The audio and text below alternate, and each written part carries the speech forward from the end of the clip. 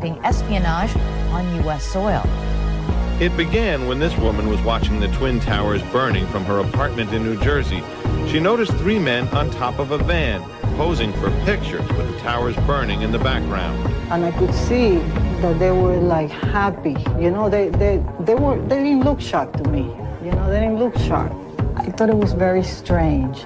The witness called police, who stopped the van hours later and arrested 5 men. All 5, it turns out, were Israeli.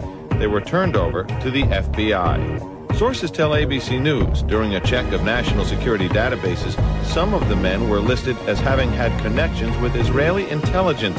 At the FBI, that set off alarm bells.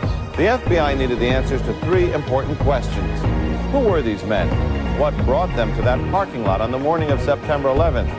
And did they have any advance knowledge of what was going to happen that day? After 71 days, the 5 Israelis were deported.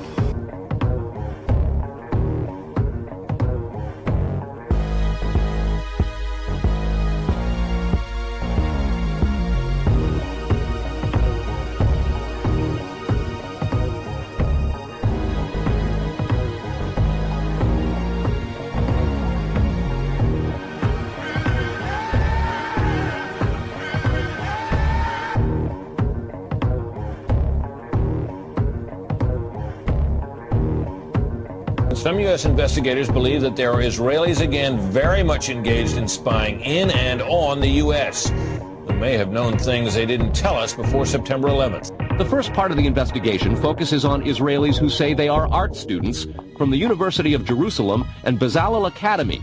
They repeatedly made contact with U.S. government personnel, the report says, by saying they wanted to sell cheap art or handiwork. Documents say they, quote, targeted and penetrated military bases, the DEA, FBI, and dozens of other government facilities, and even secret offices and unlisted private homes of law enforcement and intelligence personnel. The majority of those questioned, quote, stated they served in military intelligence, electronic surveillance intercept, and/or explosive ordnance units.